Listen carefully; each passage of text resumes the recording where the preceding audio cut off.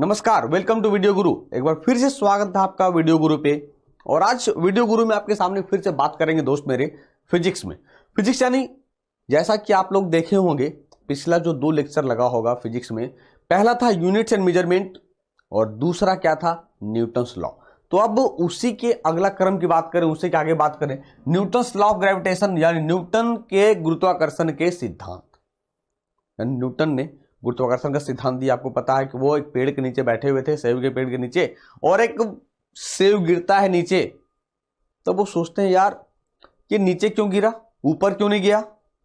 भाई अब वैज्ञानिक व्यक्ति कहें, हम साइंटिस्ट थे ही, तो कहा जाता है कि तभी से वहीं से गुरुत्वाकर्षण के सिद्धांत की चर्चा शुरू हो जाती है। तो आज उसी चैप्टर के दरमियान न्यूटन के गुरुत्वाकर्षण के सिद्धांत की बात करेंगे। इसी के तहत देखेंगे ग्रेविटी यानी जी का वैल्यू कितना होगा, चाहे स्मॉल जी हो या फिर कैपिटल जी हो, दोनों जी का मान देखेंगे। फिर देखेंगे जी का मान कहां मैक्सिमम होगा, कहां मिनिमम होगा। जैसे क्वेश्चन आता है ना कि पोल पे क्या होगा, इक्वेटर पे क्या होगा। इसी चैप्टर में हम बात करेंगे आपके सामने लिफ्ट की। कई बार क्वेश्चन आता है कि अगर आप लिफ्ट में फंसे हुए हैं और आपकी रस्सी टूट गई लिफ्ट की, तब क्या होगा, धड़ाम से नीचे आएंगे तो आपकी जो वेट, आपका वेट होगा वो क्या होगा, घटेगा बढ़ेगा। लिफ्ट से ऊपर जाएंगे तब क्या होगा। इन सब की चर्चा करने वाले हैं आज Newton's law of gravitation, Newton के गुरुत्वाकर्षण के सिद्धांत में। ठीक है, तो चलिए चलते हैं अपने चैप्टर की ओर और सबसे बात करते हैं। सबसे पहले समझे ग्रेविटेशन, गुरुत्वाकर्षण क्या है। Each and every massive body attracts each other by virtue and there masses. प्रत्येक बड़े पिंड अपने द्रव्यमान के आधार पर एक दूसरे को आकर्षित करते हैं। This phenomenon is called gravitation. इस घटना को गुरुत्वाकर्षण कहा जाता है। मैं आपको बताऊं, एक केपलर्स लॉ निकल कर आता है यहां, जितने भी प्लैनेट हैं सब में ग्रेविटी है और वही ग्रेविटी के कारण एक दूसरे से बंधे हैं। ये अपने ओर ताकत लगाता है, ये अपने ओर ताकत लगाता है। अगर ग्रेविटेशनल नहीं होता तो जैसे गाड़ियां टक्कर होती है ना पृथ्वी पे, वैसे ही सारे के सारे प्लैनेट एक दूसरे से टकराते, एक दूसरे से टक्कर करते। आ रही बातें समझ में। तो वही कहा कि प्रत्येक बड़े पिंड अपने द्रव्यमान के आधार पर एक दूसरे को आकर्षित करते हैं। आप घर में भी देख सकते हैं, एक बड़ा मैग्नेट ले लीजिए और एक छोटे से लोहे के कील को रखिए, तो मैग्नेट क्या करेगा, इसे अपनी ओर खींच लेगा, अपनी ओर खींच लेगा। तो यहां तक ग्रेविटेशनल किसे कहेंगे, गुरुत्वाकर्षण किसे कहेंगे, यानी जो अपने मास के आधार पर दूसरे को आकर्षित करे उसे गुरुत्वाकर्षण कहा जाता है। अब इसी गुरुत्वाकर्षण की बात कर लें हम, तो the gravitational force of attraction between two bodies is directly proportional to the product of their masses and inversely proportional to the square of distance between them.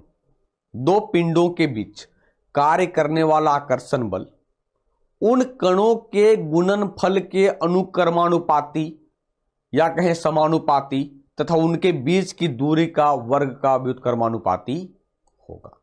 यानी दो पिंड के बीच जो आकर्षण बल यानी अट्रैक्शन बल यानी जो कार्य करेगा, उसका जो रिजल्ट होगा उसी से निकल कर आता है हमारा न्यूटन का गुरुत्वाकर्षण का सिद्धांत।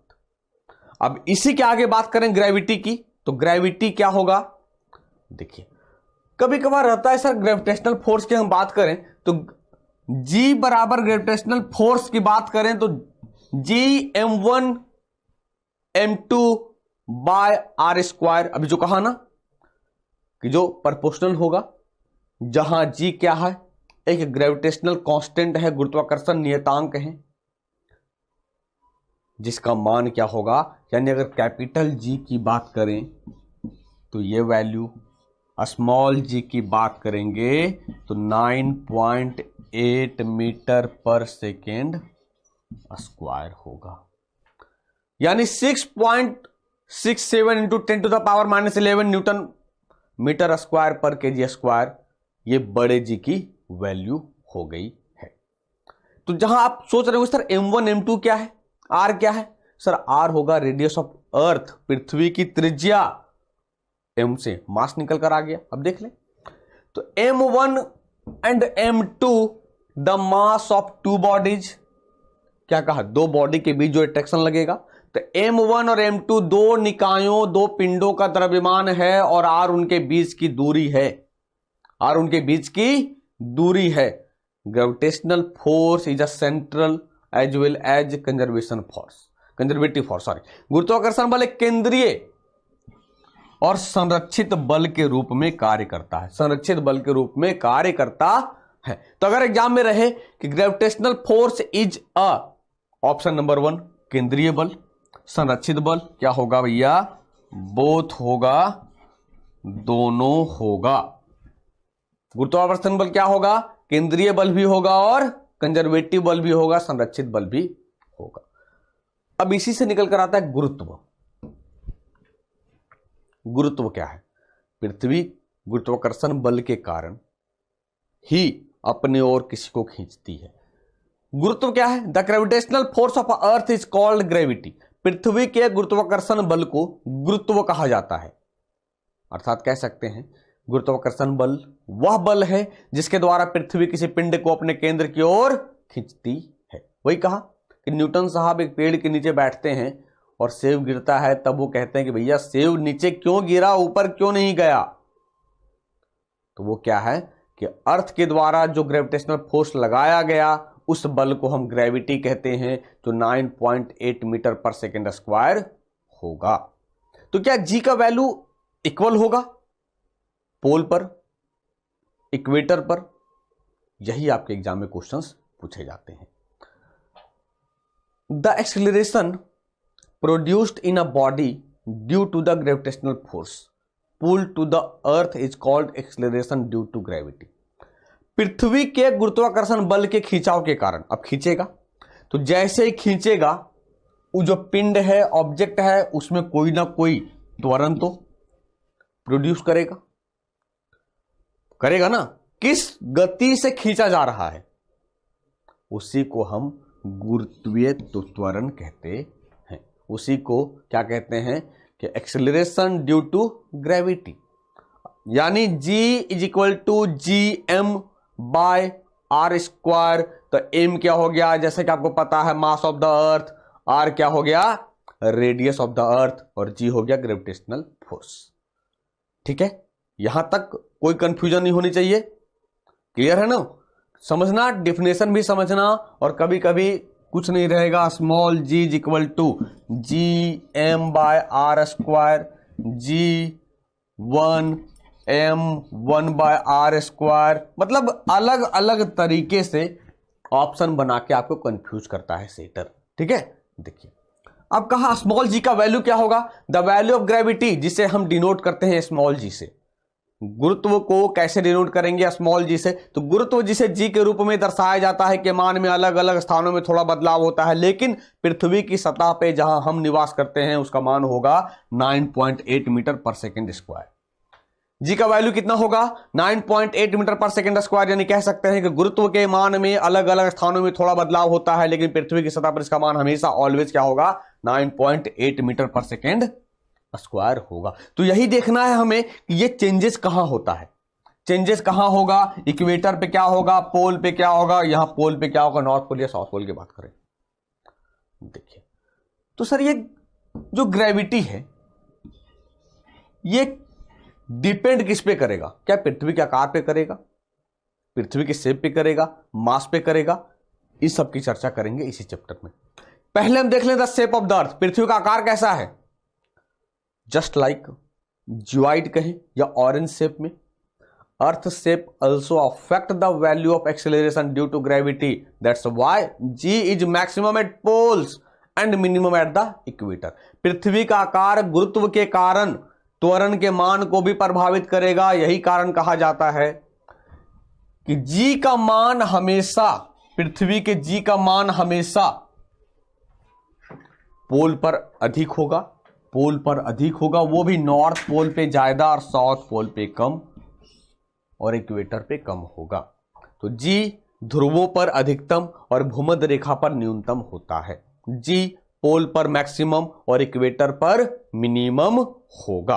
अगर दोनों में डिफरेंसेस कह दे भैया किस पोल में अधिक होगा, नॉर्थ पोल में अधिक होता है। ठीक है, देखिए अब कहा रोटेशन, पृथ्वी अपने रोटेशन और रिवॉल्यूशन ज्योग्राफी में पढ़े ही होंगे। रोटेशन यानी और रिवॉल्यूशन यानी सर एक सीधा सा मतलब है। रोटेशन यानी जो अपने धुरी पर नाचता है जस्ट लाइक अ लट्टू। रिवॉल्यूशन यानी हम किसी के चारों ओर नाचें। जैसे एग्जांपल के तौर पे मैं बताऊं, मंदिर को हम स्टेबल मान लें और उसके चारों ओर चक्कर लगाते हैं, जिसको हम परिक्रमा कहते हैं। तो यानी परिक्रमण, किसी के चारों ओर घूमना, वो रिवॉल्यूशन हो गया। रोटेशन यानी अपने अक्ष पे ही घूमना, वो रोटेशन हो गया। तो rotation of earth on its axis, अपने धुरी पर पृथ्वी के घूर्णन के कारण जी के मान में भी चेंजेस देखने को मिलते हैं। जैसे पृथ्वी के घूर्णन के कारण जी का मान घटेगा। एग्जाम में क्या रहेंगे, पृथ्वी के घूर्णन के कारण जी का मान क्या होगा, घटेगा कि बढ़ेगा, घटेगा। लेकिन अगर पृथ्वी की कोणीय गति बढ़ती है, एंगुलर स्पीड, एंगुलर स्पीड यानी ये वाली पोर्शन कहें हम, तो जी का मान घटेगा। कोणीय गति घटेगी, जी का मान बढ़ेगा। कोणीय गति घटेगी, जी का मान बढ़ेगा। कोणीय गति बढ़ेगी, जी का मान घटेगा। यानी कोणीय गति जहां बढ़ा, एंगुलर स्पीड जहां बढ़ा, जी का मान घट गया। जहां एंगुलर स्पीड घटा, जी के मान में वृद्धि देखने को मिलती है। अब हम एल्टीट्यूड की बात करें, ऊंचाई की बात करें, तो ऊंचाई पे क्या होगा, अगर हम ऊपर जाएंगे तो जी के मान में क्या होगा, the value of G decreases with the increases in height. ऊंचाई में वृद्धि के साथ जी का मान घटेगा। तो सर अब ऐसे समझिए, ऊपर जाएंगे ऊंचाई हो गया, तो नीचे भी तो ऊंचाई कहें हम, गहराई है। तो ऊंचाई और गहराई दोनों में जी का मान घटता है, दोनों में जी का मान घटेगा और पृथ्वी के सेंटर पर क्या होगा, जीरो हो जाएगा, शून्य हो जाएगा। ऊंचाई में भी घटा, गहराई में भी घटा, केंद्र पर क्या हो गया, शून्य हो गया। तो अब क्वेश्चन क्या रहेंगे कि जी के मान में किस पर, इनमें से किसका प्रभाव जी के मान पर पड़ता है। सर ऊंचाई का भी प्रभाव पड़ेगा, गहराई का भी प्रभाव पड़ेगा, दूरी पर पृथ्वी का वर्णन का भी प्रभाव पड़ेगा और पृथ्वी के आकार का भी पड़ेगा। तो आपको ये ऑप्शन के रूप में याद रखना होगा। इसके बाद आप इसका एक्सप्लेनेशन याद कर लीजिए, दैट्स इट, है ना। आगे देखिए, मास एंड वेट का क्या प्रभाव पड़ता है, द्रव्यमान और भार का क्या प्रभाव पड़ेगा। The mass of a body is the quantity of a matter contains in it and it is a scalar quantity and its SI unit is kg। किसी पिंड का द्रव्यमान उसमें मौजूद पदार्थ की मात्रा पर निर्भर करता है। अरे बस समझ में, यानी कोई भी ऑब्जेक्ट का मास उसमें मौजूद पदार्थ की मात्रा पर निर्भर करेगा। अब सब छोटे बच्चे हैं, बड़े बच्चे हैं, तो अंतर होता है ना। अब ये क्या है, मास एंड वेट एक स्केलर क्वांटिटी है, अदिश राशि है। अदिश यानी जिसमें डायरेक्शन है ही नहीं, जिसका एसआई मात्रक क्या होगा, केजी होगा। अब जब मास और वेट के कारण क्या प्रभाव पड़ेगा, अब देखिए एक चीज समझना होगा हमें कि सर मास एंड वेट की बात करें तो the mass of a body does not change from place to place. किसी भी पिंड का द्रव्यमान अलग अलग स्थानों में नहीं बदलता है। द्रव्यमान की बात करेंगे, वेट की नहीं। किसी भी पिंड का द्रव्यमान अलग अलग स्थानों में नहीं बदलता। अब जैसे सर ये मान लीजिए, वेट की बात नहीं कर रहे हैं, यहां पे हमारी वेट, हमारा जो मास है, और चंद्रमा पे जाएंगे मास चेंज होगा, नहीं ना सर, भार में चेंज होगा। हमारे भार में चेंजेज आएंगे, मास में नहीं। हम जो हैं सो तो है ही, ऐसा थोड़े वहां जाएंगे तो हमारे में, हम में थोड़ी सी हड्डी कम हो जाएगी। हमारा वेट में अंतर होगा। क्लियर है कि किसी भी पिंड का द्रव्यमान अलग अलग स्थानों पर नहीं बदलता है, बट किसी भी पिंड का भार अलग अलग स्थानों में बदल जाता है। तो the weight of the body is the force with which it is attracted towards the center of the earth and it is given by W is equal to mg। पिंड का भार वेट वह बल है जिसके साथ यह पृथ्वी के केंद्र की ओर आकर्षित होता है, जिसे W is equal to mg कहते हैं, जिसे W is equal to mg कहते हैं। W यानी वेट, m यानी मास, g यानी क्या हो गया, ग्रेविटी। आ रही बातें समझ में? चलिए आगे देखिए। अब हमने देखा मास, अब देखते हैं भार। क्या कहा कि सर पिंड का भार एक सदिश राशि है जिसका एसआई मात्रा क्या होगा, न्यूटन होगा, और पिंड के गुरुत्व का केंद्र वह बिंदु है जिस पर पिंड का पूरा भार कार्य करता हुआ प्रतीत होता है, दिखाई पड़ता है। ठीक है, क्या कहा, कुछ देर पहले कहा आपको कि पिंड का भार एक परिवर्तनीय मात्रा है जो स्थान स्थान पर बदलता है। मैंने क्या कहा सर, छोटा सा एग्जांपल लीजिए, ये अर्थ हो गया, ये मून हो गया, दोनों जगह एक पिंड का मास में कोई चेंजेस नहीं है, लेकिन जहां वेट की बात करेंगे यहां पर 1/6 हो जाएगा उस वेट, गुरुत्व कम है ना यहां। अरे बातें समझ में? तो पिंड का भार एक परिवर्तनीय मात्रा है जो स्थान स्थान पर बदल जाता है, जबकि मास में कोई चेंजेज नहीं होंगे। ठीक है, आगे देखिए। अब इसी से क्वेश्चन आता है हमारा कि एक लिफ्ट में पिंड का भार क्या होगा। अभी मैंने क्या कहा, भार में चेंजेज होंगे, मास में कोई चेंजेज नहीं होगा। When a lift is at rest और in uniform motion then the apparent weight is equal to the real weight of the body। जब एक लिफ्ट स्थिर या समान गति में होती है तो पिंड का वजन उसके वास्तविक वजन के बराबर होगा।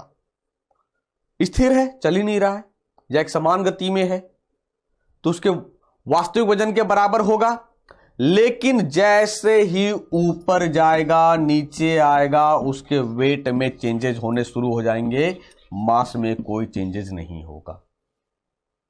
अब मान लो आपको कंफ्यूजन करने के लिए क्वेश्चन रहेगा, जब एक लिफ्ट तेज गति से ऊपर बढ़ रही है तब उसके मास में क्या चेंजेज होंगे, कोई चेंजेज नहीं, मास में कोई चेंजेज नहीं होगा, वेट में चेंजेज होगा। जैसे देखिए क्या कहा, when a lift is accelerating upward then the apparent weight is greater than the real weight of a body, that means W is equal to mass is equal to G plus A।